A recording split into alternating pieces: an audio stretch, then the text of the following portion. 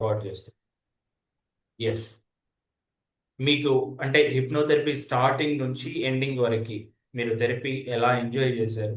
ఏమనిపించింది? ఎలాంటి ఫీలింగ్స్? నేను చెప్పింది ప్రతిదీ మీకు వినపడింది. స్టార్టింగ్‌లో మామూలుగా ఎన్ని క్వెషన్స్ మనకి ఏంటి ల్యాక్ అవుతుంది? నెక్స్ట్ మనం ఏం చేయాలనేది అక్కడ క్లారిటీ వచ్చింది.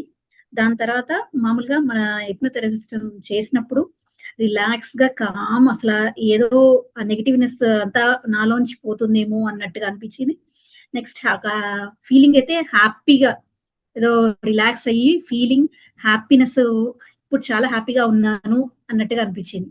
అదివరకు ఏదో చిరాకుగా, ఏదో కోల్పోయినట్టుగా అన్నీ బానే ఉన్నాయి. ఏది లేదు అన్నట్టుగా ఏం లేదు. కానీ ఇప్పుడు ఇది చేసిన తర్వాత మాత్రం కొంచెం హ్యాపీనెస్‌గా అవును. నేను సంతోషంగా ఉండాలి, ఉంటాను అనేది కూడా ఆ ఫీలింగ్ కలుగుతోంది.